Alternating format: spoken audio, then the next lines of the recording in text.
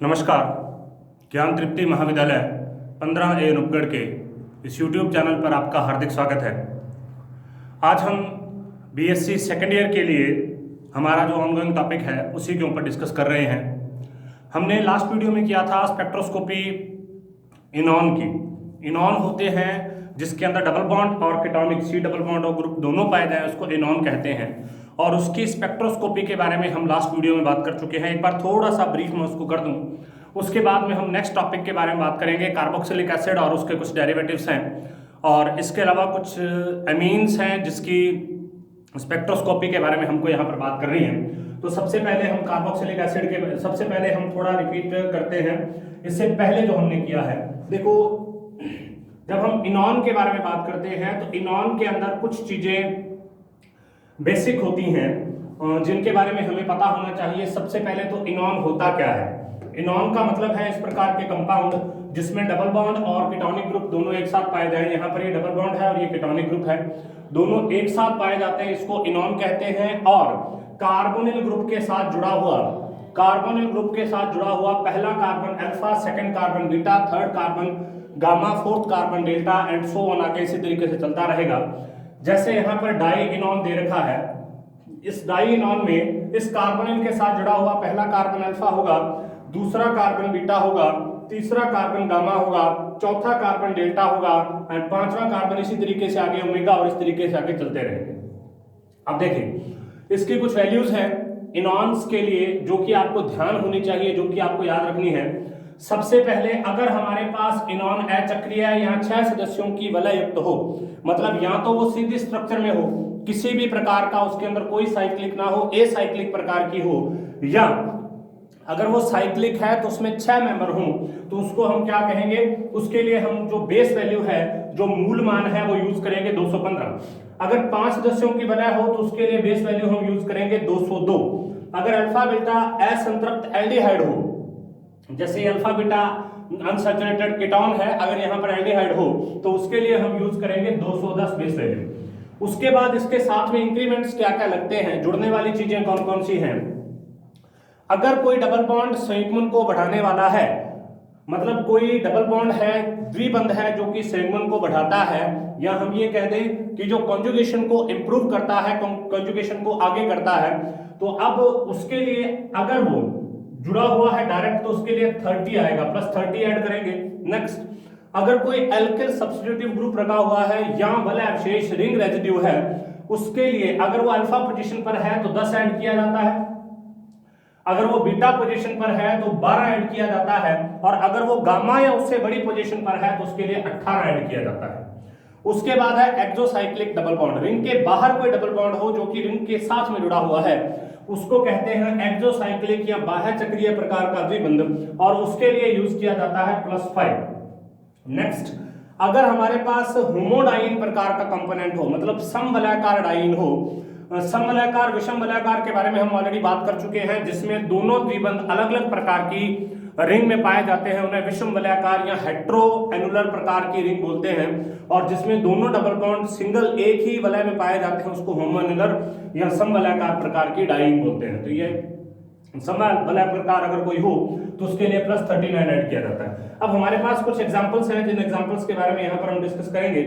इसके बारे में ऑलरेडी हम बात कर चुके हैं, एक बार थोड़ा सा मैं आपको ब्रीफ कर देता हूँ। मान लीजिए ये हमारे पास पहला एग्जाम्पल है। इस पहले एग्जाम्पल के अंदर क्या है, ये एक रिंग है, इस रिंग के अंदर यहां से और यहां से कॉन्जुगेशन होगा, यहां से काट देंगे इसको अपने, एक इधर से एक इधर से, ये तो इसके अंदर आ ही जाएगा।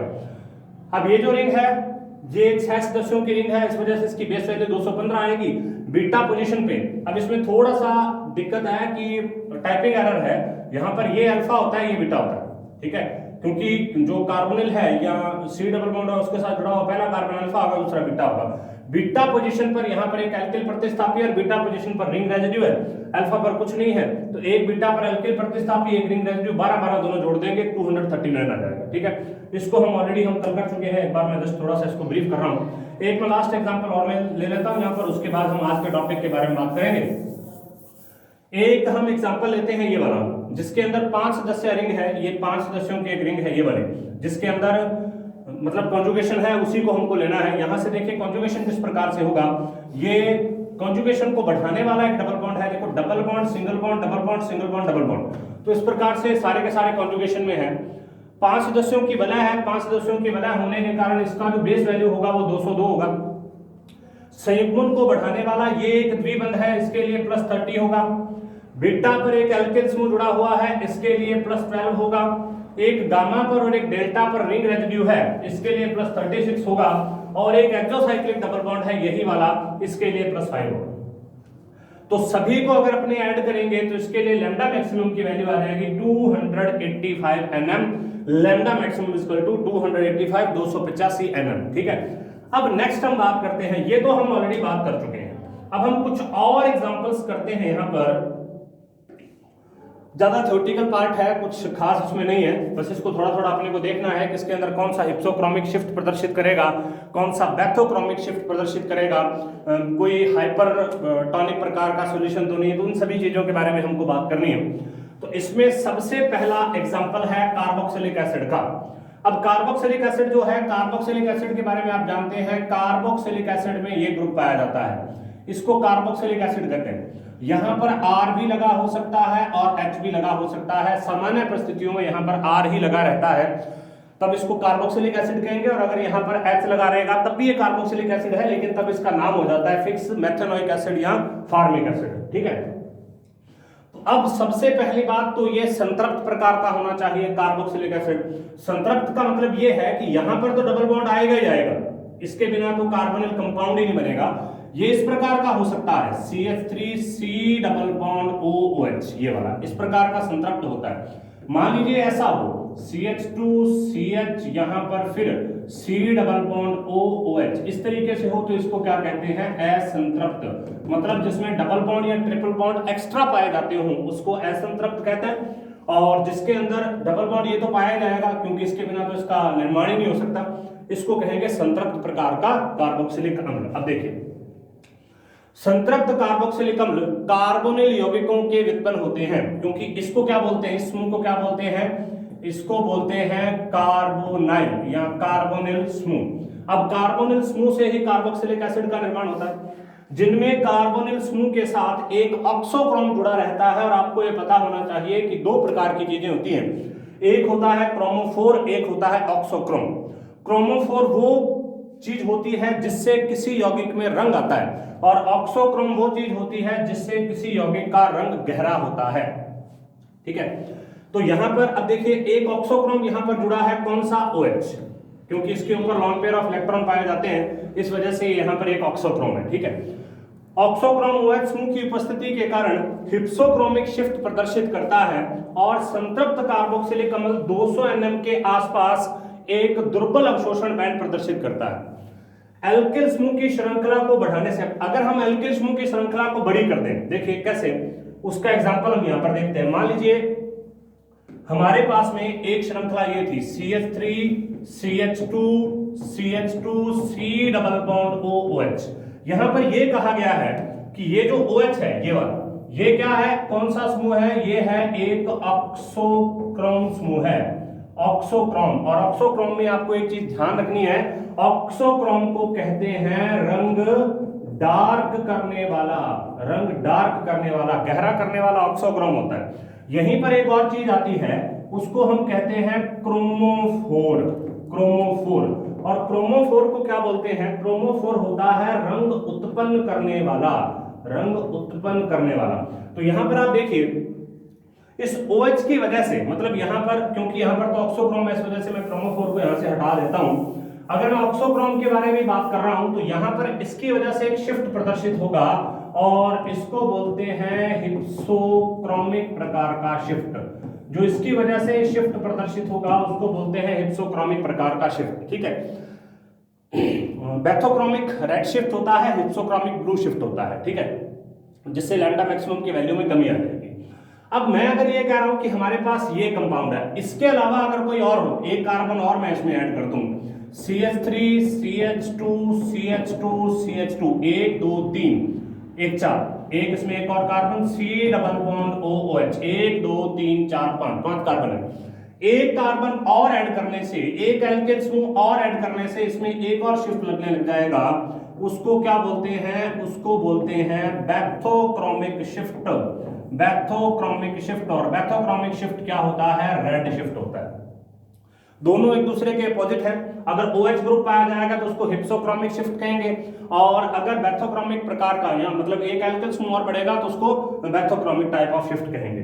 तो इसी को हम यहां पर देखते हैं। आप देखिए क्या दे रखा है, देखो एल्केन समूह की श्रृंखला को बढ़ाने से बैथोक्रोमिक शिफ्ट प्रदर्शित होता है, अर्थात एल्केन की श्रृंखला बढ़ाने से लैम्डा मैक्सिमम का मान बढ़ता है। अब ध्यान दीजिए, OH जोड़ने से तो लैम्डा मैक्सिमम के मान में कमी होती है, और एल्केन समूह को जोड़ने से लैम्डा मैक्सिमम के मान में थोड़ी सी वृद्धि होती है। नेक्स्ट, लेकिन इन बैंडों का यौगिकों की पहचान में कोई विशेष महत्व नहीं है। इसके विपरीत अल्फा बीटा असंतृप्त अम्लों में संयुग्मित तंत्र अगर हो, हम किसके, ये हम तो बात कर रहे हैं संतृप्त की, संतृप्त का कोई खास रोल नहीं है, और संतृप्त के द्वारा हम यूवी स्पेक्ट्रा को आसानी से प्रदर्शित नहीं कर सकते। अब हम क्या लेंगे, असंतृप्त प्रकार के यौगिक लेंगे जो कि अल्फा बीटा अनसैचुरेटेड टाइप के होंगे। उनमें के बैंड पाए जाते हैं, जो किसके कारण बनते हैं, के बैंड। हमेशा आपको ध्यान रखना है, के बैंड बनता है पाई से पाई स्टार के संक्रमण के कारण, पाई से पाई स्टार संक्रमण के कारण बनता है। और इसका जो पहला सदस्य है वही होता है एक्रिलिक एसिड। एक्रिलिक एसिड ये है, और एक्रिलिक एसिड एक प्रकार का अनसैचुरेटेड प्रकार का एसिड होता है, acid CH2 double bond CH C double bond OH unsaturated है, क्योंकि यहां पर हमने डबल बॉन्ड को ऐड कर दिया है, एक्रिलिक एसिड है। अब एक्रिलिक एसिड जो होगा ये 200 nm पर lambda maximum is equal to 200 nm, इस पर एक बैंड को प्रदर्शित करेगा जिसके लिए एप्सिलॉन मैक्सिमम की वैल्यू आएगी 1000। यहां पर एक अवशोषण बैंड को प्रदर्शित करता है। नेक्स्ट, और इसके कुछ एग्जांपल्स हैं, उन एग्जांपल्स को देखते हैं। अब एल्केल प्रतिस्थापन से बैथोक्रोमिक शिफ्ट प्रदर्शित होता है, लेकिन अगर संयुग्मन बढ़ जाए तो भी बैथोक्रोमिक शिफ्ट प्रदर्शित होता है। तो सबसे पहले हमने कार्बोक्सिलिक का एग्जांपल किया। कार्बोक्सिलिक में संतृप्त का यूवी स्पेक्ट्रम में कोई खास महत्व नहीं है। हम बात करते हैं असंतृप्त में। असंतृप्त में एक के बैंड प्रदर्शित होता है, और के बैंड कहां पर आता है, 200 nm पर। यहां पर वो एप्सिलॉन मैक्सिमम की 10,000 एप्सिलॉन मैक्सिमम को प्रदर्शित करता है, क्योंकि वहां पर कौन सा आता है, वहां पर आता है पाई से पाई स्टार प्रकार का संक्रमण सबसे ज्यादा प्रभावी होता है। उसके बाद दूसरा हम बात कर रहे हैं एरोमेटिक कंपाउंड की। एरोमेटिक यौगिकों में सबसे मेन जो कंपाउंड है वो होता है बेंजीन।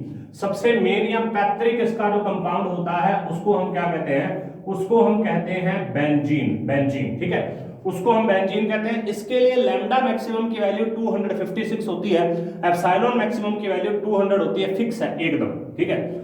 अब इसमें 3 पाई बंद होते हैं। सबसे पहले तो आपको बेंजीन की स्ट्रक्चर पता होनी चाहिए कि बेंजीन की स्ट्रक्चर किस प्रकार की है। बेंजीन की ये रेजोनेटिक स्ट्रक्चर है, ये इसकी वास्तविक संरचना नहीं है। इसकी जो संरचना, कैकुले संरचना जिसको हम बोलते हैं, वो इस प्रकार से होती है, जिसमें 3 पाई बॉन्ड होते हैं। यहां पर एक पाई बॉन्ड, फिर दूसरा, फिर तीसरा, 3 टोटल इसमें पाई बॉन्ड होते हैं, ठीक है।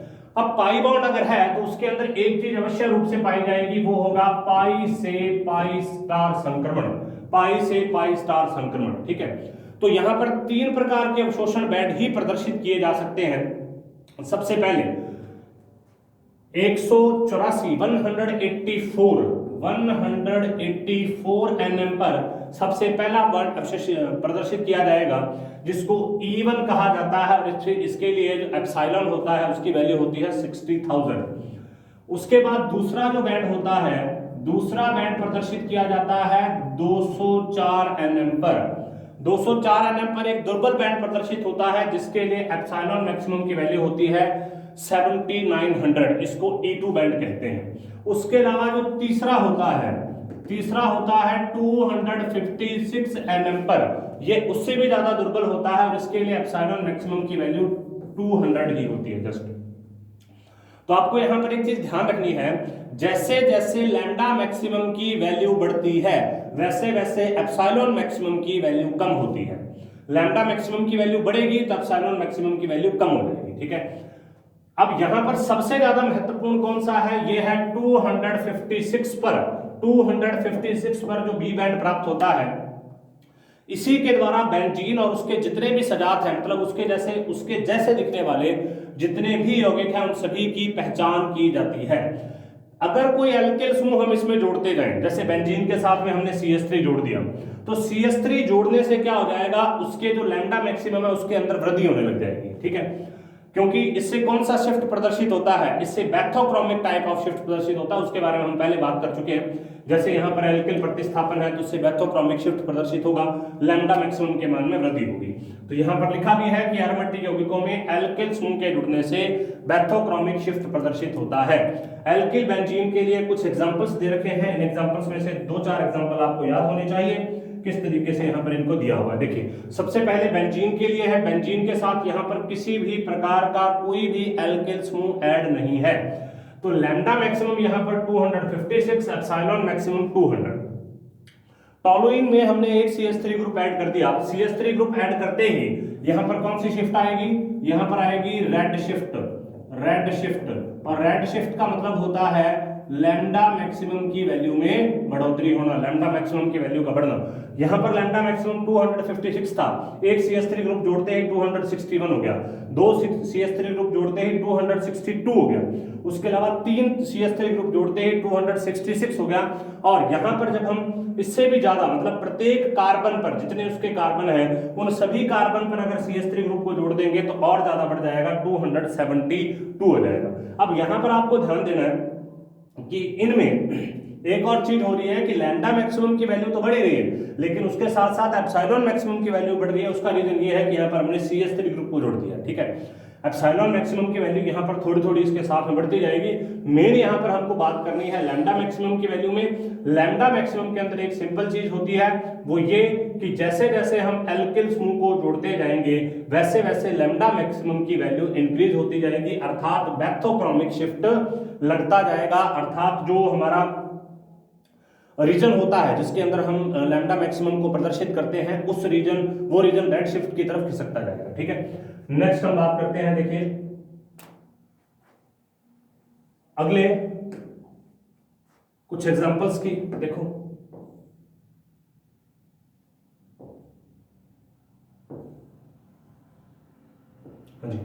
नेक्स्ट देखिए बेंजीन और उसके जो सजात है, मतलब बेंजीन या बेंजीन के जैसे दिखने वाले, उनके यूवी स्पेक्ट्रम में एक और विशेषता होती है, वह यह है कि इनके पाई से पाई स्टार संक्रमण वाइब्रेशन से भी प्रभावित होते हैं। अणुओं का जब कंपन होगा, वाइब्रेशन होगा। एक्चुअली जब वाइब्रेशन के बारे में हम बात करते हैं तो वहां पर एक अन्य स्पेक्ट्रोस्कोपी हमारे पास है जिसको हम इंफ्रारेड बोलते हैं।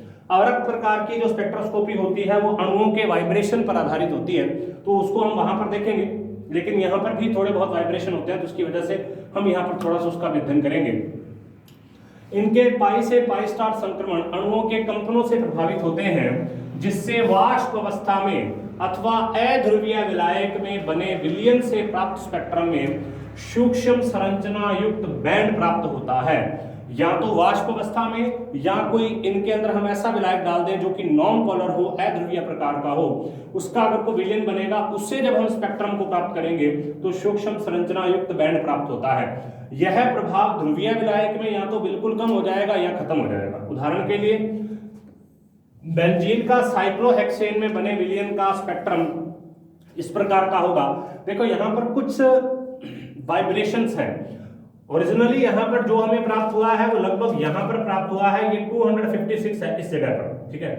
ओरिजिनली जो हमें प्राप्त हुआ है वो इस जगह पर प्राप्त होगा और ये 256 है। उसके अलावा यहाँ पर कुछ थोड़े बहुत वाइब्रेशंस भी हैं, यहाँ से थोड़े थोड़े वाइब्रेशन प्राप्त हुए, आगे भी हमें कुछ यूवी स्पेक्ट्रम प्राप्त हुआ है। तो ये केवल इसी वजह से है क्योंकि यहाँ पर हमने वाष्प अवस्था होगी या अध्रुवीय विलायक हो गया तो वहां पर कुछ वाइब्रेशन भी होंगे। अब दूसरी चीज, यदि बेंजीन वलय के साथ कोई ऑक्सोक्रोम जुड़ जाए, ऑक्सोक्रोम का मतलब होता है जो कि कलर को गहरा करता है, कोई ऑक्सोक्रोम जुड़ जाए, जैसे OH जुड़ गया, हाइड्रोक्सिल ग्रुप, NH2 जुड़ गया, एमीन ग्रुप जुड़ा हो। अब इनके अंदर एक और चीज पाई जाती है, जैसे मैं जब बात करता हूं इसकी, तो इसके ऊपर लॉन पेयर ऑफ इलेक्ट्रॉन है। ये लॉन पेयर ऑफ इलेक्ट्रॉन कहां पाए जाते हैं? N में, एबंदी होते हैं। अब N से पाई स्टार का संक्रमण और कर सकते हैं, तो यहां पर ये क्या हो सकता है, यहां से N से पाई स्टार का संक्रमण और हो सकता है। दो प्रकार के संक्रमण की संभावना, सबसे पहला पाई से पाई स्टार, दूसरा N से पाई स्टार। तो अबंदी n इलेक्ट्रॉनों के संयुग्मन के कारण E2 तथा B, हमने पढ़ा था 3 प्रकार के बैंड होते हैं E1, E2, B। तो E2 और B जो है उसके अंदर थोड़ा सा इसमें परिवर्तन आ जाएगा और उनके लिए वेवलेंथ की वैल्यू बढ़ जाएगी और उसके अलावा इंटेंसिटी B बैंड के लिए भी बढ़ जाएगी। ध्यान रखना है, अगर तो वाष्प अवस्था में हो, अध्रुवीय विलायक हो, तब तो वाइब्रेशन होगा।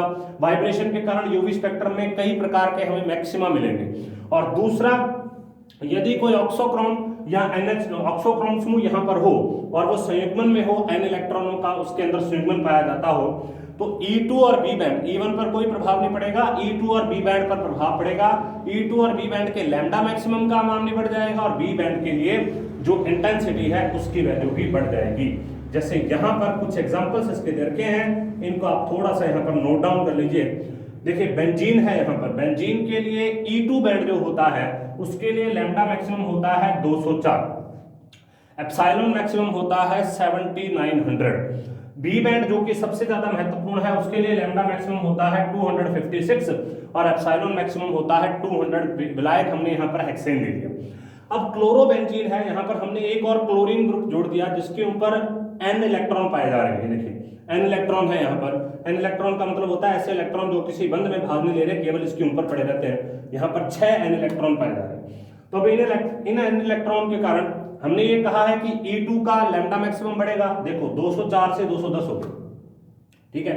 और B बैंड का क्या बढ़ेगा, B बैंड का एप्सिलॉन मैक्सिमम भी बढ़ेगा और उसके अलावा इसका जो लैम्डा मैक्सिमम होता है वो भी बढ़ेगा। तो यहां पर क्या हो गया, लैम्डा मैक्सिमम 265 हो गया, एप्सिलॉन मैक्सिमम 240 हो गया, ठीक है। तो ध्यान देना है कि अगर इसमें कोई ऑक्सोक्रोम समूह पाया जाता है, ऑक्सोक्रोम अगर इसके अंदर पाया जाता है तो ऑक्सोक्रोम के कारण दो प्रभाव पड़ता है। E2 का तो केवल लैम्डा मैक्सिमम के मान में वृद्धि होती है और B का जो होता है उसके लैम्डा मैक्सिमम के साथ साथ उसकी इंटेंसिटी या एप्सिलॉन मैक्सिमम के मान में भी वृद्धि होती है। नेक्स्ट इसके एग्जांपल कुछ दे रखे हैं, इन एग्जांपल्स को आप एक बार नोट डाउन कर लीजिए, इन एग्जांपल्स को अच्छे से देख लीजिए और इसको नोट डाउन कर लीजिए, जिसमें से कुछ 2-4 एग्जांपल कई बार आपके एग्जाम के अंदर पूछे जाते हैं कि कोई पूछा जा सकता है थायोफिनॉल के लिए क्या आएगा, एनिसॉल के लिए क्या आएगा, फिनॉल के लिए कैटिकॉल, एनिलीन, इन सभी के लिए क्या आएगा। तो इनके एग्जांपल्स जो हैं आप उसको एक बार याद कर लें।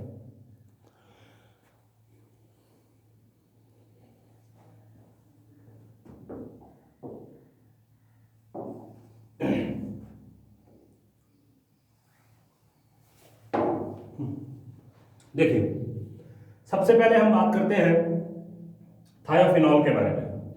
देखो थायो का मतलब होता है सल्फर, फिनॉल होता है OH ग्रुप। अगर हम OH का O हटाकर और उसकी जगह पर S को जोड़ दें तो उसको हम क्या बोलते हैं, थायोफिनॉल बोलते हैं। देखिए ये रहा बेंजीन रिंग, इसके साथ में SH जोड़ दिया। देखो इसके लिए जो ये E2 बैंड है सभी का, ये ध्यान रखना है, ये कौन सा बैंड है E2 और ये कौन सा बैंड है B। अब E2 बैंड के लिए ये किसकी वैल्यू है, लैम्डा की, ये किसकी वैल्यू है, एप्सिलॉन की। ये भी E2 बैंड के लिए किसकी, B बैंड के लिए किसकी है, लैम्डा की, और ये है एप्सिलॉन की, ये लैम्डा मैक्सिमम की, एप्सिलॉन मैक्सिमम की। E2 बैंड के लिए थायोफिनॉल अगर हम यहां पर जोड़ दें तो उसके लिए E2 बैंड पर कुछ खास प्रभाव नहीं पड़ रहा, 236 आता है और 10,000 आता है। जबकि जब हम इसी के साथ में आगे B बैंड के लिए बात करते हैं तो B बैंड में वैल्यू बढ़ जाती है। लास्ट वन की 265 थी, यहां पर क्या होगी 269, 269 और 700। नेक्स्ट हम कोई और ग्रुप और जोड़ दें, ये देखो ऑक्सीजन जोड़ दिया, एनिसॉल बना दिया इसमें, तो 217 और 64 और देखो 269, इसका डबल हो गया है, एप्सिलॉन मैक्सिमम की वैल्यू डबल होगी। ये लगभग उतनी है लेकिन ये वैल्यू डबल होगी। तो इसका मतलब B बैंड में दो चीजें प्रभावित होती हैं, एक तो लैम्डा मैक्सिमम प्रभावित होता है और दूसरा एप्सिलॉन मैक्सिमम प्रभावित होता है, तीव्रता इंटेंसिटी प्रभावित होती है। फिनॉल के लिए देखिए, फिनॉल की वैल्यू 210, 60, 200 और यहाँ पर 270 और ये वैल्यू थोड़ी सी यहाँ पर कम होती है, यहाँ पर लैम्डा मैक्सिमम की वैल्यू थोड़ी सी बढ़ गई। उसके बाद कैटिकॉल, कैटिकॉल का मतलब होता है जिसमें दो OH समूह एक दूसरे की एडजेसेंट पोजीशन पर पाए जाए, मतलब एक दूसरे की सन्निध अवस्था जो है एक दूसरे के बिल्कुल पास पास पाए जाए, उसको कैटिकॉल बोलते हैं। 214, 60, 300 और यहाँ पर इसकी वैल्यू 276 और 2300। नेक्स्ट एनिलीन, अब देखो यहाँ पर हमने एक ऑक्सोक्रोम जोड़ दिया, OH जोड़ दिया, ऑक्सो, ये फिनॉल की वैल्यू है, यहां से हम फिनॉल के साथ में ऑक्सोक्रोमिक ग्रुप को जोड़ रहे हैं, यहां पर हमने क्या किया, इसके साथ में एक ऑक्सोक्रोमिक ग्रुप को एक्स्ट्रा का जोड़ दिया, तो यहां पर इसकी वैल्यू बढ़ गई। उसके बाद में NH2 अगर जुड़ा हो, यहां पर इसकी वैल्यू और बढ़ गई लैम्डा मैक्सिमम की। नेक्स्ट डाइफेनिल ईथर, उसके लिए वैल्यू 2 प्राप्त होती है। यहाँ पर कुछ जगह पर इसको 272 से प्राप्त किया जाता है, कुछ जगह पर 278 से प्राप्त किया जाता है, और 2000 या 1800, मतलब ये है कि इन दोनों के बीच की कोई एक वैल्यू प्राप्त होगी और इन दोनों के बीच की कोई एक वैल्यू प्राप्त होगी। इसके लिए फिक्स वैल्यू नहीं है, लेकिन इसके बीच की एक रेफरेंस रेंज है हमारे पास कि इसके बीच की यहाँ पर वैल्यू प्राप्त होगी और यहाँ पर इसके बीच की वैल्यू प्राप्त होगी। ठीक है, तो इन सभी के लिए कुछ जो वैल्यूज है वो आपको याद रखनी है। कुछ 2-4 एग्जांपल्स के लिए, फॉर एग्जांपल फिनॉल के लिए आप याद रख सकते हो, एनिलीन के लिए याद रख सकते हो, थायोफिनॉल के लिए याद रख सकते हो। ठीक है, तो नेक्स्ट हम बात करते हैं अगले कंपाउंड में, कुछ जो ऋणायन वगैरह है उनके लिए हम बात करेंगे। देखिए, अगर हमारे पास कोई फिनॉल हो और उसको फिनोलेट के अंदर बदल दें, फिनोलेट का मतलब होता है जिसमें H नहीं पाया जाता। देखो ये फिनोलेट होता है, ये तो है फिनॉल, फिनॉल का भी हमने बनाया, ये है फिनॉल, ये फिनॉल है। लेकिन अगर हम यहां से H को बाहर निकाल दें और इसको ये बना दें, यहां पर O,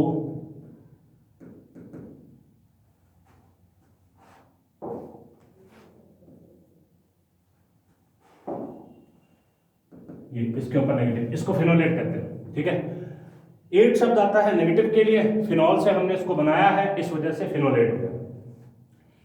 यदि किसी फिनोलिक यौगिक को फिनोलेट ऋणायन में परिवर्तित किया जाए तो N इलेक्ट्रॉन की उपलब्धता बढ़ गई। देखो यहां पर N इलेक्ट्रॉन 2 थे और यहां पर 2, 2, 4, 2, 6, 2 इलेक्ट्रॉन और बढ़ गए। उपलब्धता बढ़ने से इसका अनुनाद भी बढ़ जाएगा और पाई से पाई स्टार संक्रमण और आसान हो जाएगा, जिससे इनके यूवी स्पेक्ट्रम में बेंथोक्रोमिक शिफ्ट हो जाएगा, मतलब लैम्डा मैक्सिमम बढ़ जाएगा। ठीक है, और E2 तथा B दोनों बैंड के लिए लैम्डा मैक्सिमम और एप्सिलॉन मैक्सिमम की वैल्यू बढ़ जाएगी।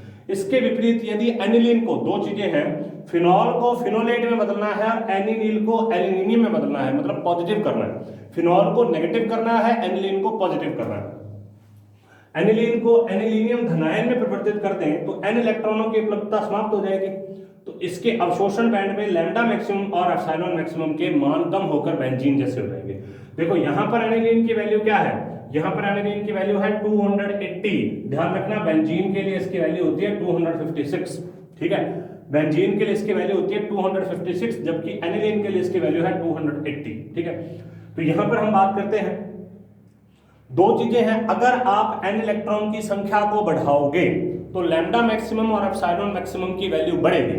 अगर आप N इलेक्ट्रॉन की संख्या को कम करोगे तो लैम्डा मैक्सिमम और एप्सिलॉन मैक्सिमम की वैल्यू कम होगी। अर्थात अगर हम किसी साधारण यौगिक को किसी ऋणायन के अंदर बदलते हैं तो लैम्डा मैक्सिमम और एप्सिलॉन मैक्सिमम की वैल्यू बढ़ेगी, और अगर हम किसी साधारण यौगिक को किसी धनायन के अंदर बदलते हैं तो लैम्डा मैक्सिमम और एप्सिलॉन मैक्सिमम की जो वैल्यू है वो कम होगी। एग्जांपल यहां पर आपके सामने दे रखे हैं। सबसे पहले फिनॉल का एग्जांपल है, इसके लिए 270 होती है, ध्यान रखना 270।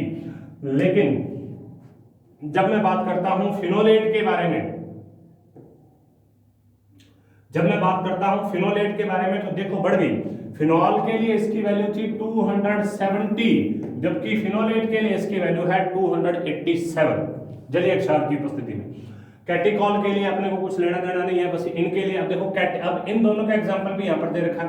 अगर आप नेगेटिव में लेके जाओगे तो उसकी वैल्यू बढ़ जाएगी। कैटिकॉल के लिए इसकी वैल्यू होती है 276, जबकि नेगेटिव होते ही इसकी वैल्यू 292 होगी।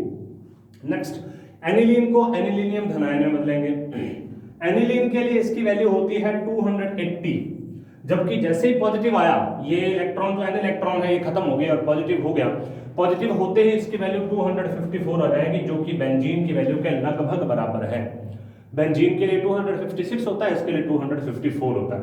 तो इससे एक बात अवश्य सिद्ध हो जाती है कि जैसे जैसे हम नेगेटिव या N इलेक्ट्रॉन की संख्या को बढ़ाते जाते हैं, वैसे वैसे लैम्डा मैक्सिमम और एप्सिलॉन मैक्सिमम में बेंथोक्रोमिक शिफ्ट प्रदर्शित होता है, और जैसे जैसे हम पॉजिटिव की संख्या को बढ़ाएंगे या N इलेक्ट्रॉन की संख्या को कम करेंगे, वैसे वैसे इनमें एरोमेटिक जो कंपाउंड्स होते हैं इनमें हिप्सोक्रोमिक शिफ्ट प्रदर्शित होता है और लैम्डा मैक्सिमम और एप्सिलॉन मैक्सिमम की संख्या में कमी आती है। नेक्स्ट, कुछ यहाँ पर और एग्जाम्पल दे रखे हैं, उन सभी के लिए हम यहाँ पर बात करते हैं। किसके लिए बैथोक्रोमिक शिफ्ट होगा और किसके लिए हिप्सोक्रोमिक शिफ्ट होगा। यदि बेंजीन वलय से जुड़े ऑक्सोक्रोम का एकांकी इलेक्ट्रॉन युग्म ऐसे पी कक्षक में है जो बेंजीन वलय के पाई इलेक्ट्रॉन के समानांतर हो, मतलब पाई इलेक्ट्रॉन के समानांतर ही पाया जाता हो, जैसे ये, ठीक है, यहां पर भी है इस तरीके से, ठीक है। तो बेंजीन वलय के पाई इलेक्ट्रॉन के समानांतर हो तो n से पाई अंतरक्रिया भी प्रभावी हो जाती है। ऐसी स्थिति में यदि अणु में कोई ऑर्थो प्रतिस्थापी जुड़ जाए तो n पाई इलेक्ट्रॉन की पारस्परिक क्रिया से त्रिविम बाधा उत्पन्न हो जाती है। मतलब हम ये कह रहे हैं कि अगर यहाँ पर बड़े समूह जुड़े, सिंपल सी बात ये है कि एक तो नाइट्रोजन जुड़ गया, नाइट्रोजन के ऊपर एकांकी इलेक्ट्रॉन युग्म है, अब हमने बड़े समूह और जोड़ दिए, जितने बड़े हम समूह जोड़ेंगे उतना ही एप्सिलॉन जो लैम्डा मैक्सिमम है उसकी वैल्यू कम हो जाएगी। सिंपल चीज है। यहाँ पर देखिए कैसे, यहाँ पर ये दो जोड़ दिए, इसके लिए लैम्डा मैक्सिमम की वैल्यू 251 है, एप्सिलॉन मैक्सिमम की वैल्यू 15500 है। लेकिन हमने क्या किया, एक और बड़ा समूह जोड़ दिया, तो अब यहाँ पर तो 251 थी, यहाँ पर 248 होगी, मतलब लैम्डा मैक्सिमम की वैल्यू क्या हो जाएगी, कम। और लैम्डा मैक्सिमम की वैल्यू का कम होना हिप्सोक्रोमिक शिफ्ट कहलाता है। तो यहाँ पर कितना होगा, 15500, यहाँ पर होगा 6360, ठीक है। अब इसमें अगर क्रोमोफोर वगैरह अगर कोई जुड़ा रहता है तो उसके लिए ई बैंड और के बैंड वगैरह आते हैं, उनके बारे में भी हम थोड़ा सा यहाँ पर डिस्कशन कर लेते हैं कि किस तरीके से इनकी वैल्यू होती है और किस तरीके से ये पाए जाते हैं। उसके बाद में हम जो हमारी स्पेक्ट्रोस्कोपी होती है उस स्पेक्ट्रोस्कोपी के कुछ एग्जाम्पल्स करें। स्पेक्ट्रोस्कोपी के क्या क्या यहाँ पर अनुप्रयोग होते हैं, क्या क्या एप्लीकेशंस होते हैं, और ये सब करने के बाद हमारा जो यूवी स्पेक्ट्रोस्कोपी का जो है ये कंप्लीट हो जाएगा। एक बार थोड़ा सा आप इसको और देख लो। देखिए यहाँ पर ये कहा है कि इनके साथ में एक अंतरक्रिया और प्रभावी हो जाएगी और बड़ा समूह अगर ऑर्थो पोजीशन पर आ जाए, इसकी ऑर्थो पोजीशन ये है, ऑर्थो पोजीशन पर एक और बड़ा समूह यहाँ पर आ जाए तो उस ऑर्थो पोजीशन के बड़ा समूह आने के कारण क्या आ जाएगा, बड़ा समूह आने के कारण हिप्सोक्रोमिक शिफ्ट प्रदर्शित होगा, मतलब लैम्डा मैक्सिमम के मान में कमी होगी। तो आज हमने जो मेन चीजें की हैं वो आपको सबसे पहले तो कार्बोक्सिलिक अम्ल के बारे में, कार्बोक्सिलिक में संतृप्त असंतृप्त दो प्रकार के होते हैं। संतृप्त का कोई खास महत्व नहीं है, असंतृप्त के अंदर के बैंड सबसे ज्यादा प्रभावी होता है। उसके बाद हमने एरोमेटिक कंपाउंड के बारे में बात की। एरोमेटिक कंपाउंड में अगर ऑक्सोक्रोम वगैरह जुड़े रहते हैं तो उनका अपना अलग प्रभाव पड़ता है, बैथोक्रोमिक शिफ्ट को प्रदर्शित करते हैं। अगर किसी एरोमेटिक कंपाउंड में अगर OH जुड़ा है या कोई भी ऐसा समूह जुड़ा है, अगर हम उसको नेगेटिव में बदलेंगे तो वहां पर बैथोक्रोमिक शिफ्ट प्रदर्शित होगा, और अगर उसके साथ जुड़े हुए समूह को हम पॉजिटिव में बदलेंगे तो वहां पर हिप्सोक्रोमिक प्रकार का शिफ्ट प्रदर्शित होगा। उसके बाद में हमने यहाँ पर बात की कुछ यौगिकों के एग्जाम्पल्स के बारे में कि किसी यौगिक के, जैसे अगर हम एरोमेटिक कंपाउंड में ऑक्सोक्रोम के बारे में बात करें तो ऑक्सोक्रोम जुड़ने से उसके E2 बैंड का लैम्डा मैक्सिमम और B बैंड का लैम्डा मैक्सिमम और एप्सिलॉन मैक्सिमम दोनों ही बढ़ते हैं। तो आपको एक चीज़ हमेशा यहाँ पर ध्यान रखनी है कि B बैंड जो होता है एरोमेटिक रिंग के लिए वो सबसे ज़्यादा महत्वपूर्ण है, और उसी के आधार पर हम विभिन्न प्रकार के जो एरोमेटिक यौगिक होते हैं उनकी संरचनाओं का अध्ययन कर सकते हैं। ठीक है, जितने एरोमेटिक कंपाउंड होंगे उनकी संरचनाओं का अध्ययन करने के लिए बी बैंड सबसे ज्यादा महत्वपूर्ण होता है। और बी बैंड एक, जैसे 3 प्रकार के इसके अंदर पाई बॉन्ड पाए जाते हैं, तो 3 प्रकार के पाई बॉन्ड पाए जाने के कारण इसमें 3 प्रकार के ही बैंड पाए जाते हैं। एक होता है पी बैंड E1, एक होता है E2 प्रकार का, और एक होता है बी प्रकार का। एरोमेटिक कंपाउंड में सबसे ज्यादा महत्वपूर्ण बी प्रकार का बैंड है। उसके बाद में कुछ हमने यहाँ पर चीजें की हैं कि अगर किसी के अंदर कोई एल्किल समूह जुड़ता है तो एल्किल समूह से भी हिप्सोक्रोमिक, एल्किल समूह जुड़ने से भी बैथोक्रोमिक प्रकार का शिफ्ट होगा। उसके कुछ एग्जांपल्स किए हमने। उसके बाद में हमने जो नेक्स्ट बात की है वो एरोमेटिक यौगिकों के ऑक्सोक्रोम, साइक्लोहेक्सेन, यूवी स्पेक्ट्रम वगैरह के बारे में बात की है। उसके बाद में हमने बात की फिनोलेट कैसे बनता है और एरेनियम धनायन कैसे बनता है एनिलियम का, उसके बारे में बात की। और लास्ट में हमने इसके बारे में बात की, और आगे हम कुछ एग्जांपल्स के बारे में बात करेंगे अगली वीडियो में, और इसके कुछ एप्लीकेशंस के बारे में बात करेंगे, तब ये कंप्लीट हो जाएगा। ठीक है, तो आपको इस वीडियो को देखते रहना है, और इसमें अगर आपको कोई भी प्रॉब्लम आती है, कोई भी आपको दिक्कत है कहीं भी, तो आप मुझे भी कॉल कर सकते हैं, मेरे साथ संपर्क कर सकते हैं, या इसके अलावा आप कमेंट सेक्शन में कमेंट कर सकते हैं। तब तक आप इस वीडियो को देखते रहें। धन्यवाद।